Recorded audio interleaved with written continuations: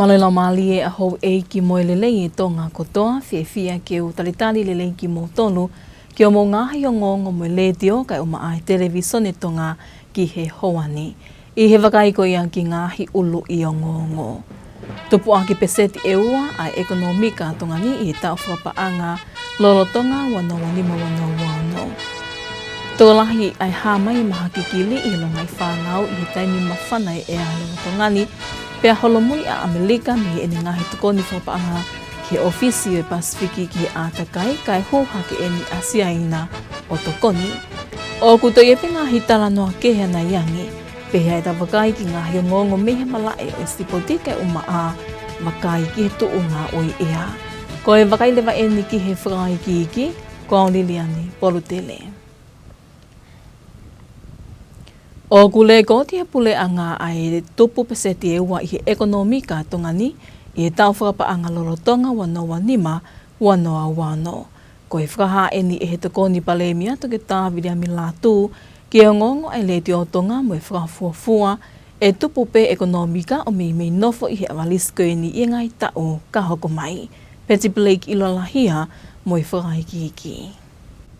I he ene me ane whakahai e tuke tāwili am Latu, ne ongo e whakai waha mo i ngahi pole ne whangangai mo i whanua i he ngahi tau kōhili, ka hoko i ngahi ngāwe langa whakalakalaka ko tokoni lahi, ki ono matua ki ekonomika e whanua o kaupeki ai ngowe mo i tūtai. O koe e tupu i he ekonomika e whanua o me amarisi i he pesete ua. Pa koe te pai mo i whakanga ngā koe ne alu ke kahau, e ki makape atu pe i he laine ko ia, e tupu wha ekonomika. Ai aku, o ku mahino mai rewa ia me ta whaaki ko ia, ko tau whapaanga wafi wani mai na me tupu ake pesete ua po ni fitu. Ta koe financial ia wafi wano, po tau whapaanga ko ni ko pesete ua ki he tolu. Ai aku me pou i he tupu ia ko ia i he wafi wani mai ia, i lahi e ngahi tokoni mei muri ko remittances pe koe li paanga mai ho tau kakai pe mei muri koe whakaake ake i he taki mamata o tau ene kakakaka mo ne tukutuku au mai pe mi he tau hoko kona koe e whakatamaki whakanatu la pe mo i tsunami pe mo i toi longa koe ni koe hoko i he unga koe recover koe me ngai whakatamaki whakanatu la nai hoko ai koe tau whapaanga fukia o tau nia koe anga koe e whakafuofua e tupu e pesete tolu aia o me pou e tupu ia koe ni. I he ngahi project i koe ki infrastructure ulo tonga leri koe. I tonga ni kawa langa koe na wafunsaro te koe.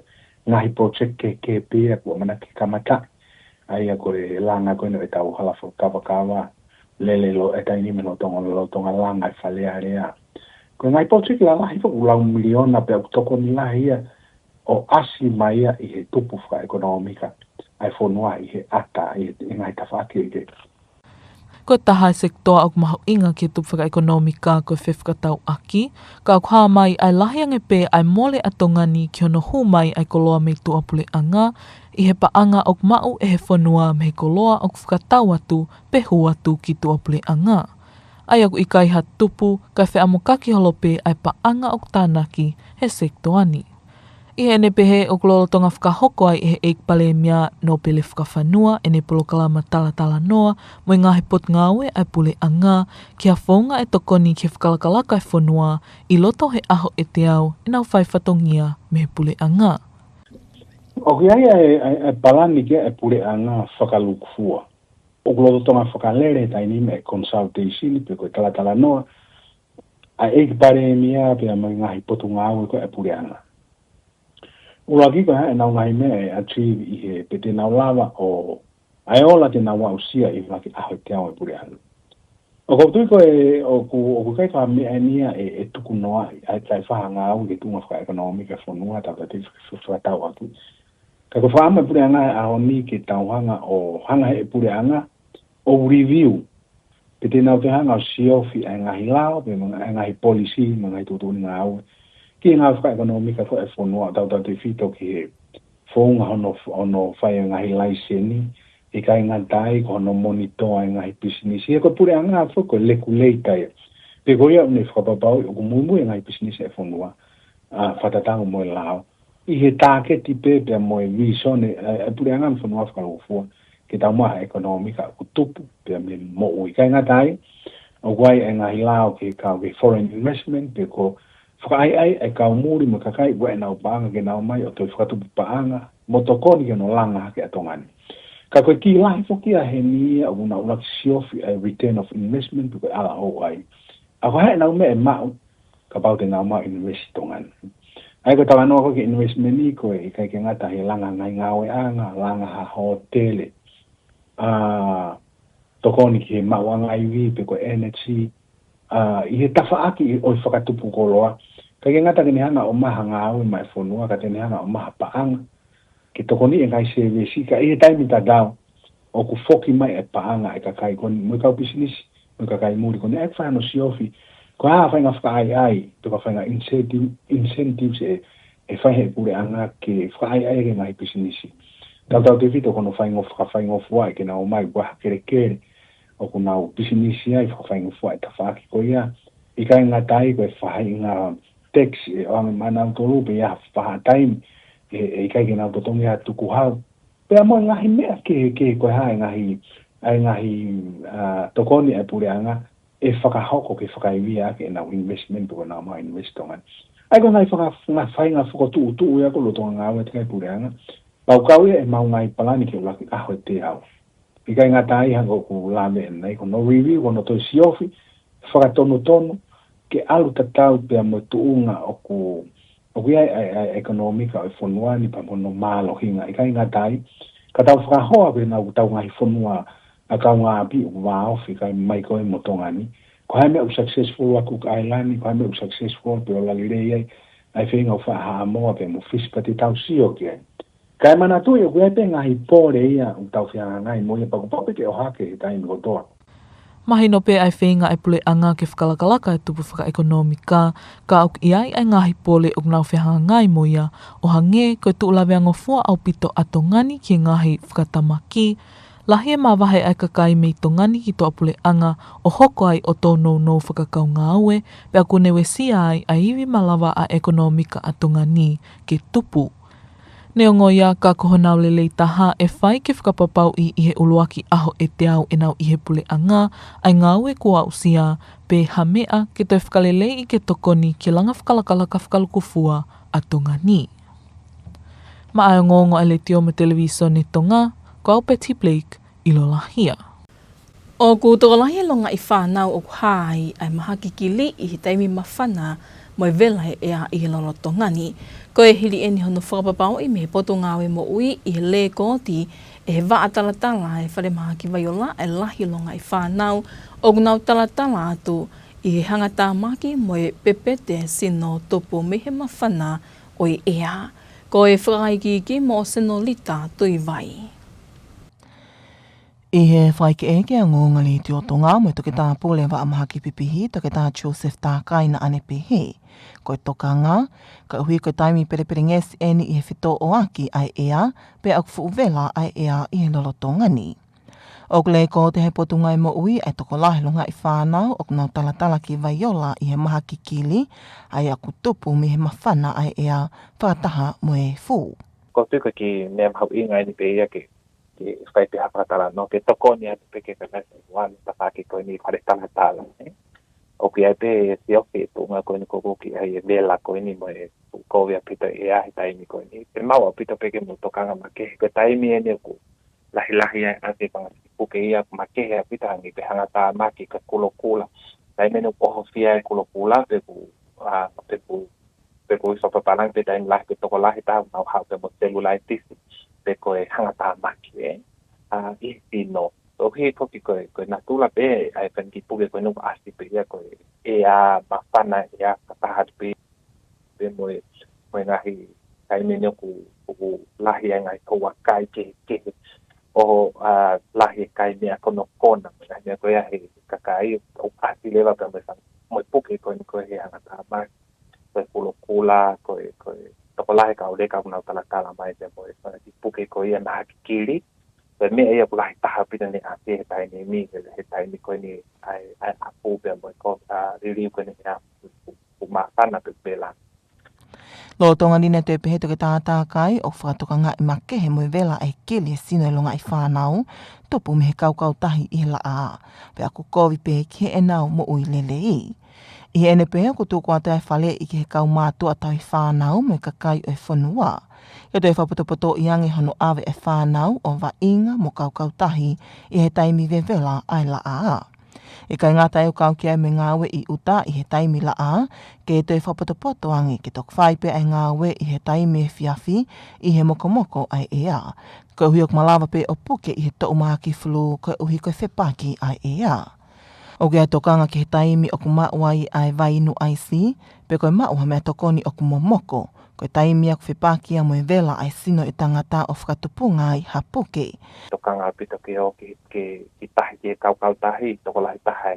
Ai ngahi whanau, ngā uo mai koe o mai me tahi koe vela hia mai vela ako ki o I ki tahi ki whakamoko ki no ka pe koe nge whuketai mo ki paki mai ai la a.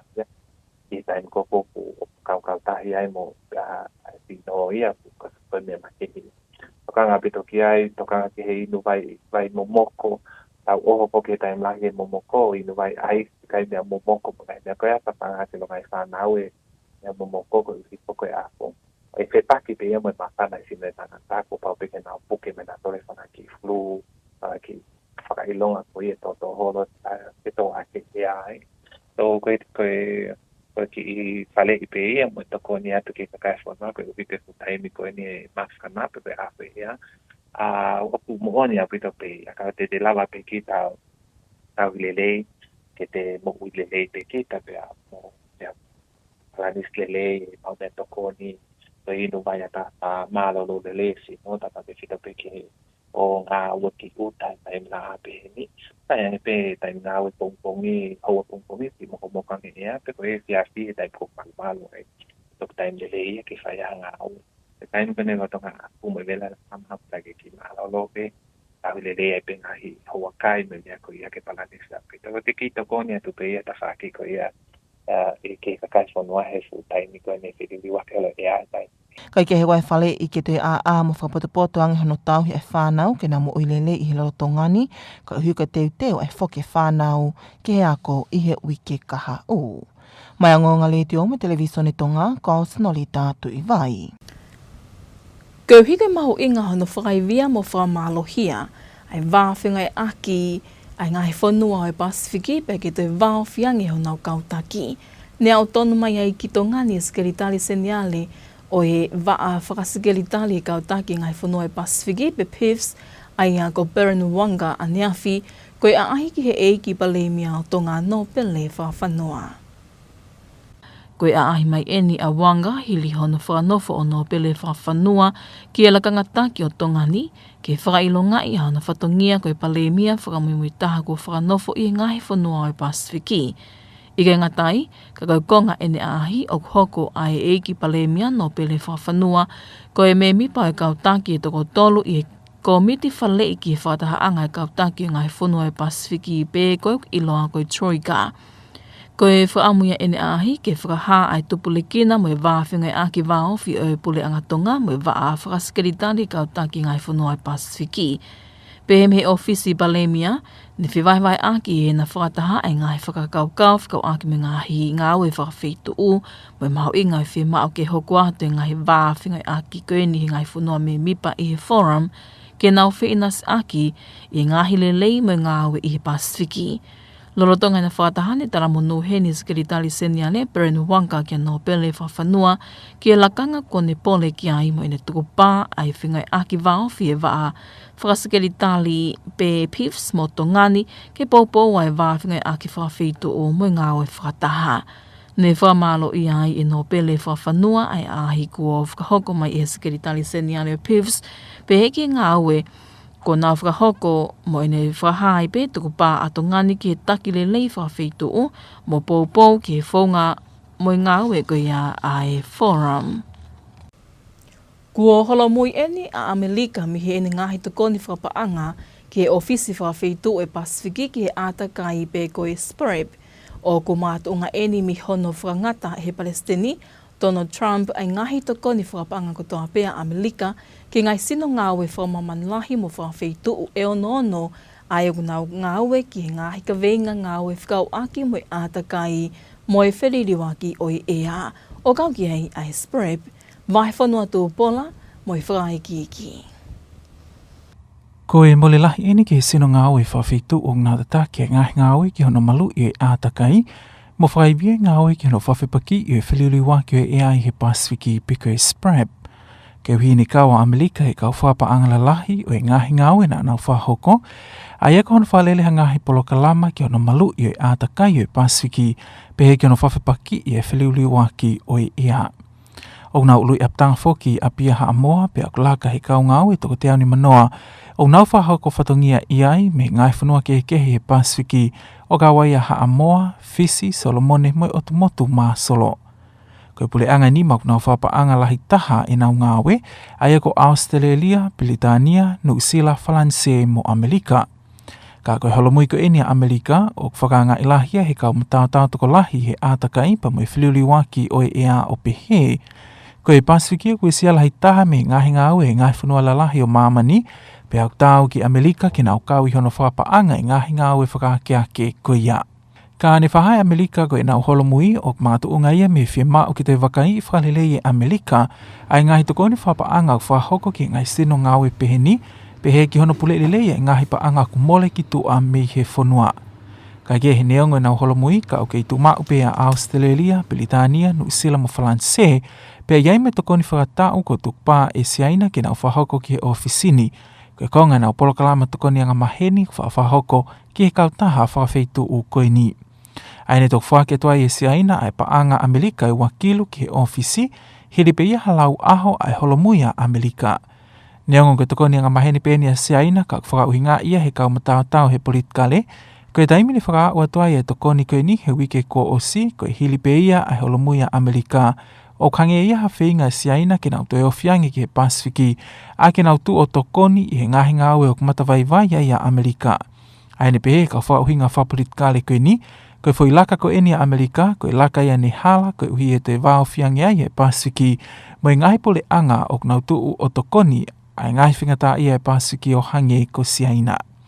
Ka aku whahala ke siaina i ngahi whakauhinga koe ia, a ki hono whahahe ampastoa siaina ki Hamoa, o wikai hawhi au hea siaina mo Amerika pe ko hai e whanua e wao whiangi pa mo e Pasifiki, he wanga maheni pe ki siaina ke nau whahok ha tokoni ke ofisi ai sprep. Pea koe tokoni wakilu ne whake wiki ko osi, koe tokoni ane o stali he whakataha e kautake Pasifiki ne whahoko i Solomone o e tau ko osi, ka kono tok whake tueni ki he ofisi whawhitu uni. Mai ngonga le te omo televisione Tonga, ko au wahi whanua tō Paula. O ko amanaki ki whakahoko a pongi ai fōfua whakataha ai whalelea o Tonga ki e tau whawhalea ua noa wani mā. Ko e fōfua whakataha eni ai whale hilia ngei ai whili lahi i Novema o i tau ko o si.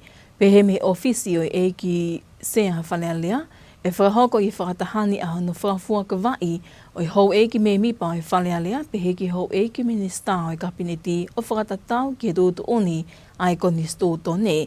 E alea i heni me lipo ti me he komiti whawhalea lea ai na e whili ke nau whau ai tali ai whalea lea ki he tō wholofola mi he ene awhio king tupo wono i hono huofio whalea lea i ahotahani ma o i mahina ni. E whai heni mo hono whili o sea o komiti kakato ke ne whakahoko whatongia i he tau e wha kahoko. Unia ngongo whanloto whanua pia ki hoani ko ngahi o ngongo me malae o sipoti hoko mai a mō pia oli.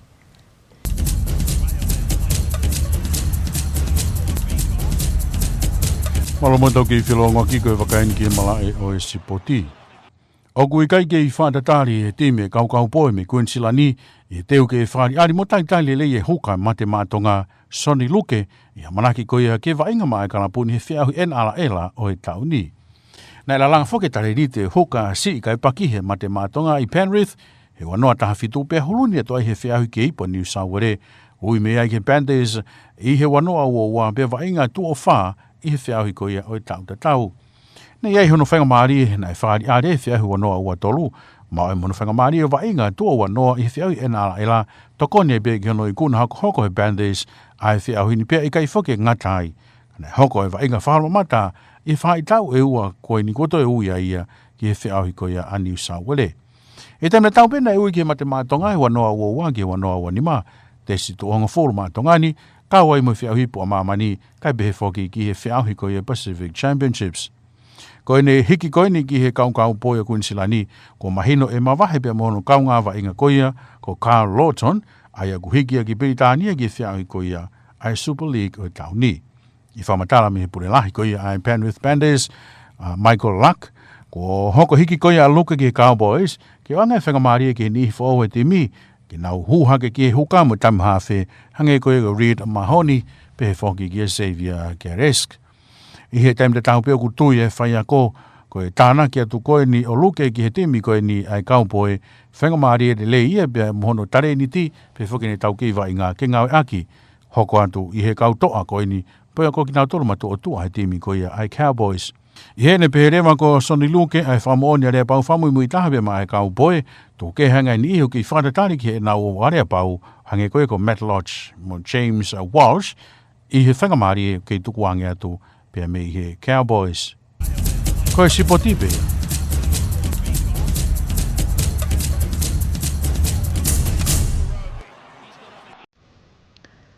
Ko e wakailewa e ni ki he to o ngā oe ea, i hono tuku mai ni waa wakaimatangi a Tonga i whamotu whakahauko atu e pesa koila. Maloela maare ho eki pe moirere a tonga katoa, tai tari whiwhi ki motoru ki he tau whamatala ea koia i he efi a whini. Mai tānoa la lahe vai noi aho, whatoa ngā i angi. Lahi ke alo maari e pe ke kunga lahe ngahi vai whanua koia o tu tonga, pe kua whainga maari ni ke whahauko tau ngā. Whatongia ke ki tua, ta tau pe i tōkanga, wharehanga pe whoki ngā tai.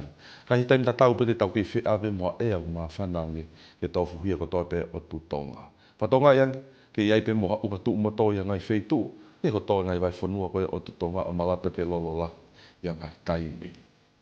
Wakai te wani tau i misate lai te whatonga e ngai vai whanua koia o e ongo niua, i ha alo tā maku uha, o kune ngā unu ofi holope i he eria kone ongo niua, malapa kene o mai ha uha tu umoto tau whanua koia he whia whini ki a pongi pongi.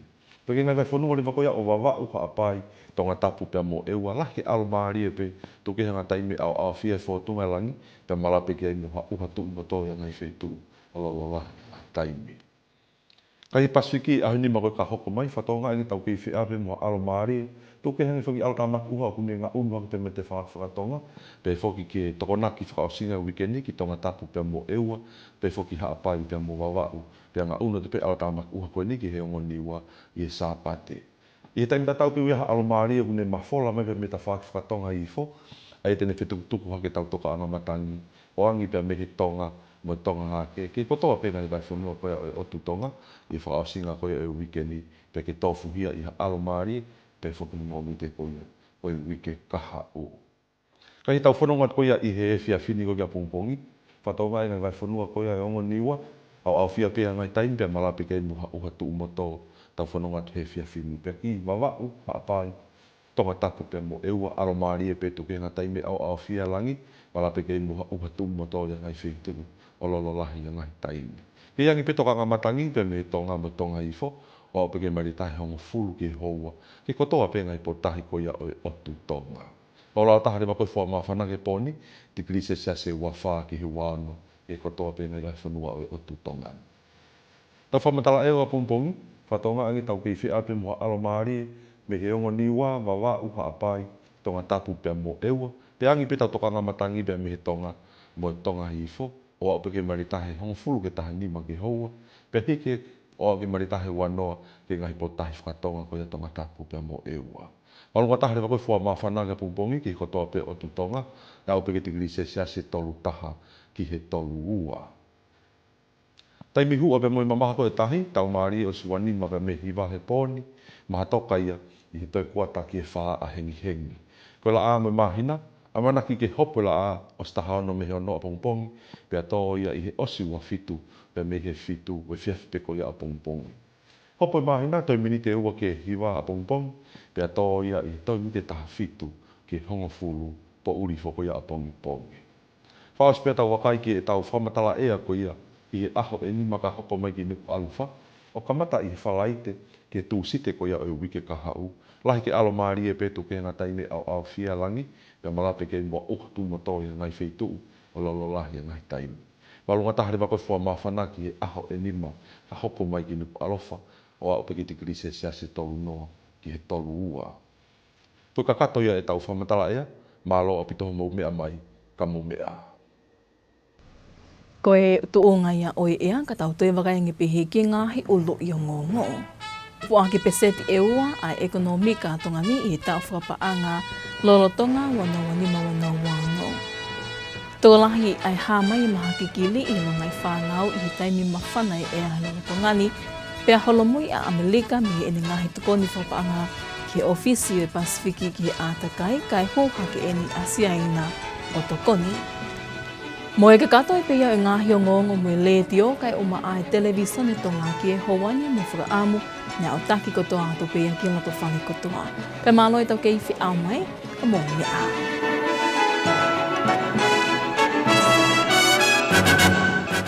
Good evening and welcome to English News with Radio and Television Tonga for the hour. Leading our bulletin tonight, 2% economic growth in 2025. Viola Hospital sees an increase in number of young children affected by illnesses related to the hot weather. And Prime Minister Lord Fafanua meets with Pacific Islands Forum Secretary General Baron Wanga. We'll have these and more stories coming up later on in the bulletin, as well with the latest news from sports and the weather update. Now for the news in detail, I'm Fafanua Paula. The government has recorded an economic growth of 2% so far in the current financial year. This was confirmed to Radio and Television Tonga News by the Deputy Prime Minister, the Honourable Dr. Latu, saying that this is expected to continue to grow by the end of the current financial year. Popua Aho has more. The financial year so far has seen a 2.7% increase and is likely to remain close to average levels in the coming years. Despite the economic challenges that Tonga has faced in recent years, Deputy Prime Minister Dr. Latu says the ongoing development in infrastructure projects, along with remittances from abroad, are major contributors to the economic growth. For the current financial year, he said economic growth is expected to reach 3%, driven by several major projects currently underway, such as the construction of the Tongatapu Bridge, the new Parliament building, and other large infrastructure projects. There are also sectors with significant contribution, including agriculture, fisheries, tourism, and trade. However, Dr. Latu noted that trade remains in deficit as Tonga spends more on imports than it earns from exports. As part of efforts to address this issue, Prime Minister Lord Fafanua is currently consulting with ministries and organisations across Tonga to identify priorities and achievements that need to be made within the government's first 100 days. Dr. Latu says the government is also looking at ways to improve business registration and monitoring as part of building a resilient and prosperous economy for Tonga. Despite ongoing efforts to boost economic growth, challenges remain, including the country's vulnerability to natural disasters and the continued migration of people overseas, which has led to labour shortages and affect the country's economic capacity to grow. The Health Ministry are cautioning the public to take preventative measures to protect their health as the country faces health challenges in relation to the high temperatures that the country has been struggling with recently. More on that story with Senolita Tuivai. Speaking to Radio Tonga News, the Chief Medical Officer of the Communicable Diseases, Dr. Joseph Takai, says these conditions are caused by the hot weather as well as dust. Therefore, the Health Ministry is calling on the public with advice to parents to be more cautious about allowing children to play in the sun and dust, including prolonged exposure to sunlight during swimming. He adds, there is a serious concern because this is a transitional season with changing weather pattern, and the heat is currently very intense. Dr. Takai warned about skin burns and irritation among children caused by swimming in the sea under strong sunlight, which can negatively affect their overall health. This advice also applies to people working outdoors during the daytime. It will be wiser to carry out work in the late afternoon or cooler periods, as exposure to fluctuating temperatures can also lead to illnesses such as the flu. There is also concern about drinking ice water or consuming cold food when the body is overheated, as the sudden temperature change can cause illness.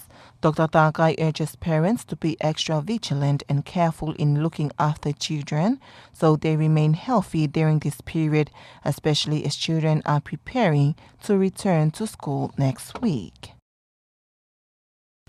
The Prime Minister, Lord Fafanua, has met with the Pacific Islands Forum Secretary-General, Perrin Wanga, after the SG arrived in Tonga yesterday and paid a courtesy call at the Prime Minister's office. Betty Blake Ilolahia will tell you more on that story. The Secretary-General of the Pacific Islands Forum Secretariat, Perrin Wanga, is visiting Tonga as part of the Pacific Islands Forum Secretariat's efforts in building a close and resilient relationship with the Pacific members. Statements from the Prime Minister's office stated this visit marked Lord Fafanua's role as the newest Prime Minister within the Pacific Islands Forum and as a member of Troika leadership. During their meeting, Lord Fafanua and Perrin Wanga exchanged views on regional priorities and the importance of continued collaboration among foreign members to advance shared interests across the Blue Pacific. The Secretary-General conveyed his congratulations to Prime Minister Lord Fafanua following his appointment and reaffirmed the Forum Secretariat's commitment to working closely with Tonga in support of regional cooperation and collective action. Lord Fafanua expressed his appreciation for the ongoing engagement of PIFs, reaffirming Tonga's commitment to constructive regional leadership and cooperation through the forum and its mechanisms. Reporting for Radio and Television Tonga News, I'm Betty Blake, Ilolahia. The United States of America has withdrawn its financial support from the Pacific Regional Environment Program Secretariat Office, or SPREP, of which Tonga is a member, benefiting from several projects and programs facilitated by SPREP. This follows a decision by the U.S. President Donald Trump to terminate all U.S. funding to 66 international and regional organizations which are involved in environmental protection and climate change issues, including SPREP. This move is considered a major loss for the regional organization, as the United States was one of the largest donors, supporting key programs which focused on environmental protection and climate change adaptation. I'll tell you more on this story. The Pacific Regional Environmental Program, or SPREP, is headquartered in Apia, Samoa, and employs more than 150 staffs from various Pacific nations, which include Samoa, Fiji, Solomon Islands, and the Marshall Islands. The United States withdrawal has drawn strong criticisms from many environmental and climate change experts who say the Pacific is among the regions most severely affected by the actions of major industrial nations, and that the United States has a responsibility to continue funding Pacific recovery and resilience programs. However, despite the United States' pullout, China has stepped in to strengthen its cooperation with the organization by providing financial assistance of approximately $200,000 just days after the American withdrawal. Political analysis says that China's move represents a significant strategic loss for the United States, as it brings the Pacific region closer to China, a country willing to provide support after the United States stepped back from funding key regional institutions such as SPREP. China has rejected suggestions of geopolitical competition, with the ambassador to Samoa says it is not competing with the United States or any other country for influence in the Pacific.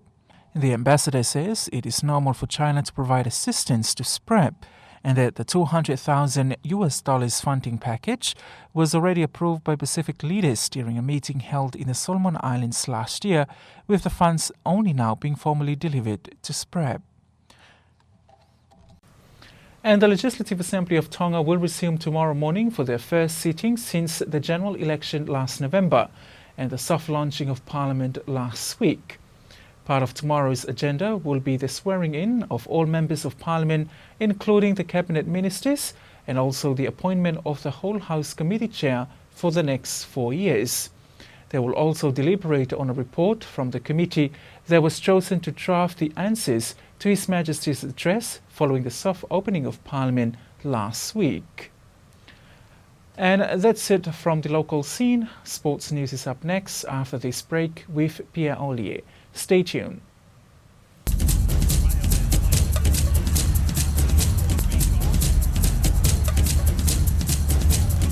Welcome back in sport. Matema Tonga Sonny Luke will continue his NRL career in 2026 after confirming a move to the North Queensland Cowboys. The Penrith junior began his professional career with the Panthers in 2017, playing in the New South Wales Cup before making his NRL debut in 2022. He featured in 4 first-grade matches that season.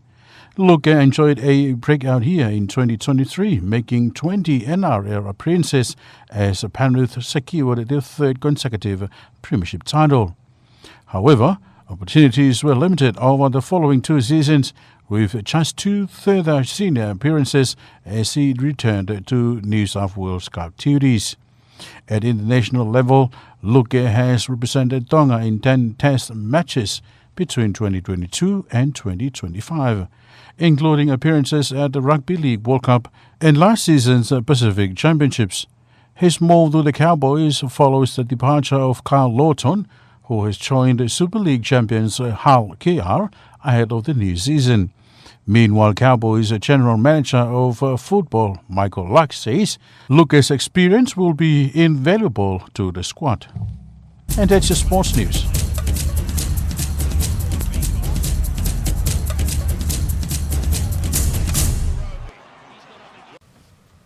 There was sports with Pierre Ollier. Up next is your latest weather information with Pesa Kuila, a meteorologist from the Tonga Met Office from Fuamotu. Good evening, Tonga.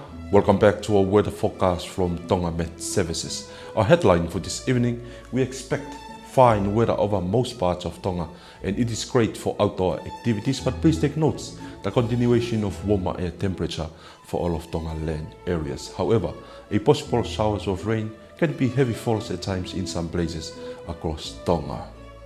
Looking into our satellite imagery, as you can see, there is some thick cloud bands moving over the vicinity of the Niwas, and it will bring cloudy at times with possible scattered showers and can be heavy falls at times.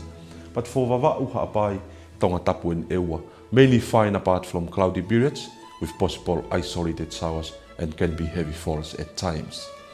Across the region the next 5 days, as you can see, fine weather across the Kingdom of Tonga apart from some weak trough moving from the south and another trough by this Saturday to Tongatapu and Ewa and Ha'apai and also Wawau, and continue to moving to the north for the Niwas by this Sunday.